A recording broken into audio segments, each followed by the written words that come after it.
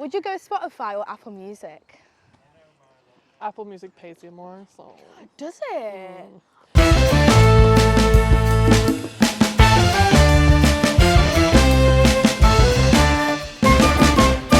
What's your star sign? Gemini. We get so much hate though. I know, but people are lame, so I don't care. think we are probably I the don't care, most bro. slandered star sign in existence. I mean, Kendrick Lamar is a Gemini, so. Yeah, we also have Kanye West and Donald And Trump, yeah. Yeah.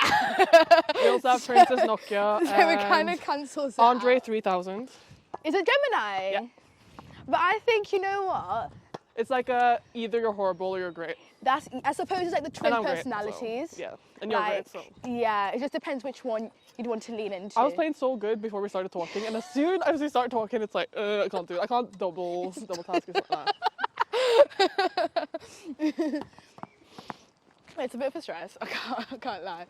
Okay, so what are your, at the moment, off the top of your head, what are the top 3 songs you got in your rotation?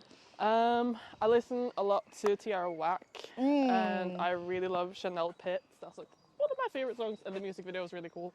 And Still Woozy is also someone who I listen to a lot, and he's just released a new single that I listen to a lot, and it's called Shot Put, and I really like it. And then, obviously, my own song, Distant. You should listen to it.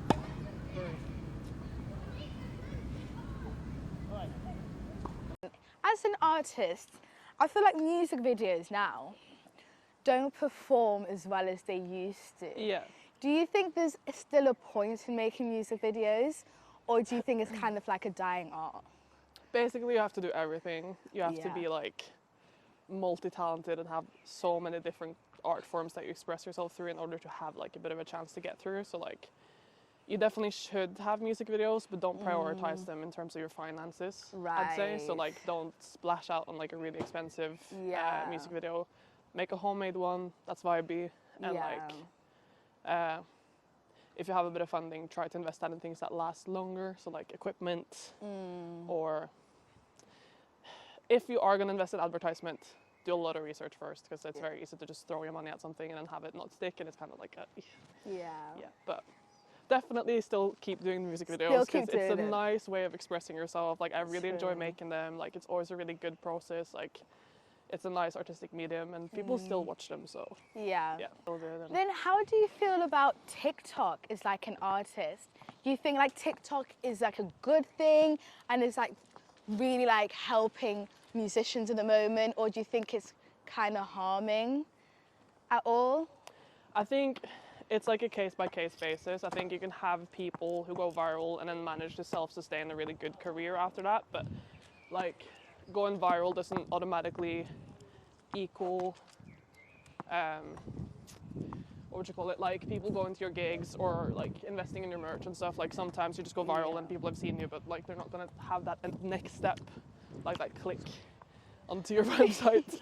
And I was actually watching a video about this like this morning, about like how TikTok is essentially like the same as a casino.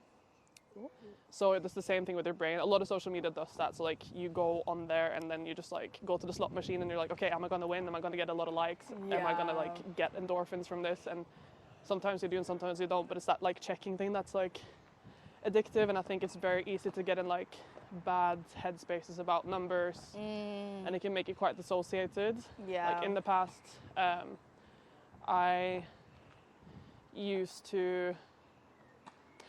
was basically in a bad place, and I wanted to get out of where I lived, and like, I wanted to move on and do something else, and I knew that like, if I managed to get a music career or get capital from like what I wanted to do, or like celebrity or stardom and whatever, that would open a lot of doors for me. But to get to that point, you need a lot of numbers. So I was looking at the numbers and kept getting discouraged and stuff, and I didn't really view those numbers as people, when that is like what they are. True. And I think, you get quite dissociated from human connection and stuff through those mediums and stuff. So it's just like, be careful with how you utilize it, but you can definitely utilize it as like a creative medium. You can have fun with it. Just try to check in with yourself quite a lot when you utilize them, because it is something that can quite easily become toxic. And yeah. What, as a musician, as a creative, what? So sad. Awkward. What is like your biggest like goal or aspiration going forward? I just want to be able to live off it. Yeah. Real. Have enough money to sustain myself and to move out somewhere and have like a vegetable garden and then go touring every now and then go back to my vegetable garden and my cat. Like, that's the goal, basically. So what was like your first memory of like music as a child, like growing up? I used to watch The Little Mermaid and then sing that song, you know, the oh, Stop! I love that movie. Yeah, I used to sing that a lot. I was like, I love that movie. That's such like a happy place movie. Yeah. Did you ever see the prequel and the sequel to it? With like her kids? Yeah. Yeah. Because you know, not many people know that exists. Melody is a queen. Yes.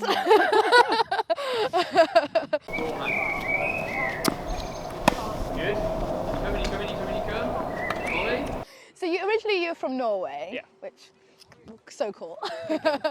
What was the biggest like difference you found between Norway and Britain? And what's like one thing that's actually very similar about the two places? They're quite like similar culturally, I would say. Oh, okay. Yeah, and also just like, as a Norwegian, you speak English like pretty much your whole life. Yeah. But I think coming here, like, you realize that like there are stereotypes and stuff like that. Because like you used to watch Sherlock and be like, oh, that's how British people are. You know what I mean? And then you come here and it's like, no, that's not what it's like. Not on a Saturday night. Exactly. I think it depends on where you live and stuff. But like Norway's quite small in comparison to England, and I feel like.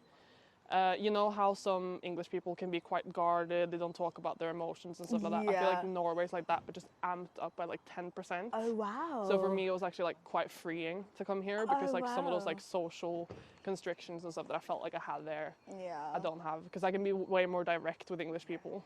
Yeah. People want, not always, not always, but people want you to like sugarcoat things a lot, and that's just like, I can't do it. Yeah. I don't want to actually. I don't want to do that. I don't want to do that. So yeah, more freedom in terms of coming here. More people are way more willing to collaborate, like within the music scene in Norway and stuff. I think it's because it's quite hard to make it internationally, which is what a lot of people want to do. So they kind of cling on to their fame and then their numbers and stuff, and they don't want to collaborate with you. They want to like make it, and they don't want you to like use the.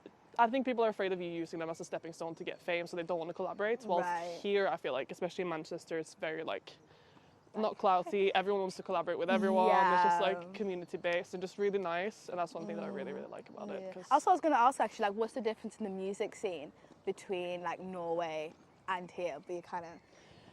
Like, I've not lived in London, so I don't know for sure. Yeah. But from what I've heard from my friends and stuff, I think the Oslo scene is more similar to the London scene. Right. So it's a bit more like clout-based and stuff. Yeah. Obviously, I don't know, so I don't Disclaimer. know. Don't shoot me, please. But yeah, so it's more like community-based. Yeah. People are more like open to collaborate. They don't really care that much about numbers and stuff. Like, for example, if you like contacted someone with like 3K. In Norway and stuff, they would just ignore you and be like, But like if you talk to someone who has 3K here, it's like people are like, yeah, let's do it. 3K is not that, whatever. But people are more open. So I know you got your upcoming EP coming out soon. Yeah. Which kind of like talks a lot more about the move from Norway and Oslo to the UK. But I wanted to know, like, what were like your first initial emotions, like moving countries? Like that's a big. It's a big move. Yeah. I was very excited. Oh, God. I was very excited because I'd been like very mentally ill for a long time, and like moving to Manchester was actually a spontaneous decision. Oh, wow. So I was just like sitting in the cafeteria and I had like a mental breakdown, and I was like, I need to go. I don't know where I need to go. I need to just get out of here. And then I just like, because someone that I used to be friends with when we were like 16 and stuff, we used to like listen to the Smiths and stuff, and we were like, oh, Manchester, wow, so cool, like the Smiths, Stone Roses, like all of that shit. And then, we just like romanticized moving to Manny one day. And then during my mental breakdown, I was like, okay, Manchester, I'm going to move there. And then I moved here. You are and now. Here I am. You are in Fallowfield. Exactly.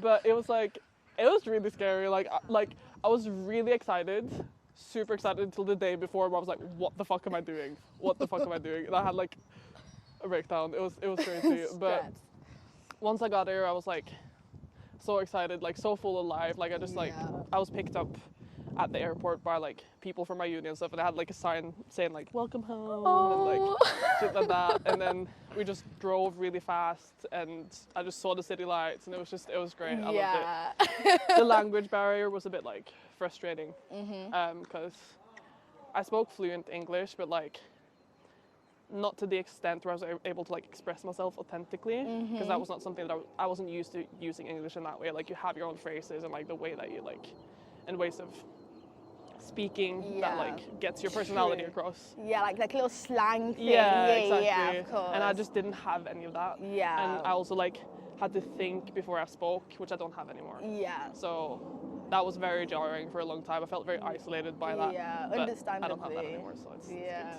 And also, I always think, like when I talk to people who aren't originally from England, they always say to me the amount of accents there are in such a small place is like terrifying. I've never really considered it, but you literally move like an hour and it's a completely, which must be like a bit like a lot to, especially in Manchester, which is such like a diversity. Yeah. So you got just... The first time I heard an Irish person in person, I was like, is that real? Good. Good. Nice. You got your own label as well, different kind of Not to brag. Not to brag. Bragging rights is so allowed here. Please, you're gonna brag, like go full out. And also you're a songwriter and a musician. Now that must be like two very different headspaces that you gotta be in. And do you ever find them sort of conflicting and clashing with each other? So like the label stuff versus like the like artistry. the producer head and the or founder head. Yeah, definitely. Like, if I was just focusing on myself as an artist, I feel like I would have more time to kind of explore my artistry and stuff right now. But I also know that we're just building the foundations, and it will benefit like my artistry and my musicianship a lot. And also all the collaborations that I've done within DKD have made me a better songwriter and a musician. So good. I think after a while, once everything is properly established and stuff, I can like kind of get back into focusing more on the artistry. But I think, in terms of it clashing and stuff, it's mostly just me not having the time to really, or like I'm too burnt out essentially to like focus that much on my artistry and myself. Like it's got to be it's such an emotional process, I suppose, like being in the artist headspace. Yeah. And it must be hard to like get to there if you've just been in a managing headspace. Yeah, it's kind of hard for like, because for the promo for Distant, for example, like that's about something that's really deep to me, right? That's like about something that's like very emotional for me to talk about. So like the thought of promoting it feels very weird to me. I don't want to be like, hate my life. Like I don't want to do that. So what I wanted to do for the promo for this specific song is to kind of create awareness. I wanted to make like some slides where I like talk about the association, like what it is, what it feels like to experience it. I want to talk about my own experience, just kind of raise awareness on it as a whole and use that in order to promote the song rather than like trying to go for the like classical like TikTok promo dance. I don't know. But But I've been listening to Distant. I was thinking that's quite like a very emotional song, and it's very. I feel like it kind of encapsulates as well that growing up a little bit as well. Like everything's everywhere. But what were your emotions personally like when you're writing that song, and what did you want other people to get from that song? I think like every song that I write is like different and stuff, but like a lot of the time when I write, I will have like a one-liner just coming to me when I'm doing something. And like the pre-chorus and Distant, like the "and I haven't said for days, it's really going to my head," like that bit just came to me when I was like in the kitchen, and that's kind of referring to like drinking in order to be able to like go to sleep. I had like a big alcohol problem, so I just kind of wanted to write about like what I was feeling. Like it was more for me than like anyone else. Right. I feel like a lot of my music is just for me. It's like therapy, and then if other people get something from that, that's like great. Yeah. As well. That's a healthy way of doing it, I think. You touched on it a little bit, but in terms of like your songwriting process, what is it? And do you have like one thing that just you sort of do every time, or is it just comes to you in the moment?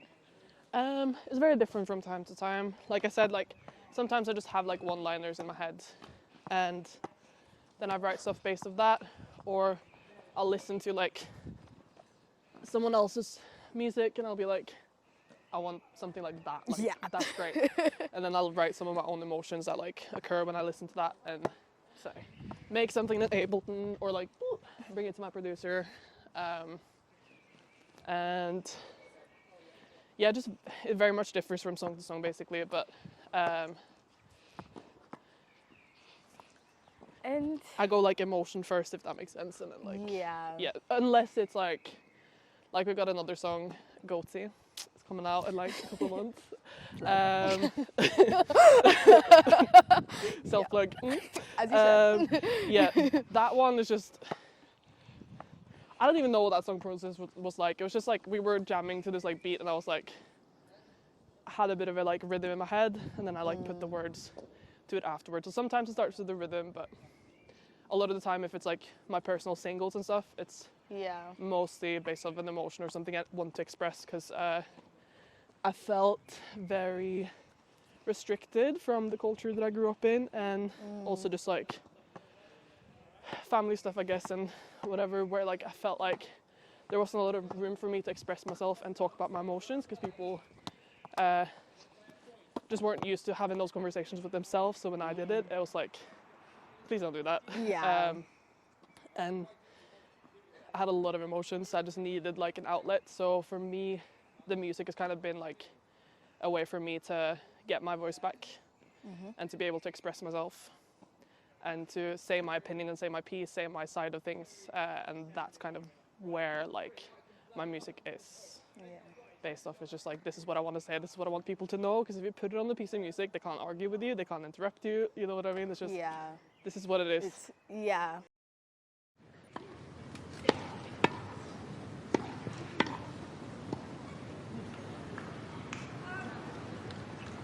For any other musician or creative, or I think anyone in general who is looking to make like a big countrywide move. I'm gonna have one, because I feel like, take like one. You want a They're donut and staring at me.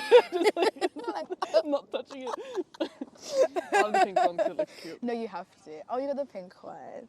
But like, what sort of advice would you give to someone who's going to make like a big move like that, like moving countries, whole country? Right. I guess it depends what you're doing. I think have some sort of plan and some sort of stability per se. Like if you're going to uni, then you know that you have a student loan. You know that you have something to like fall back on.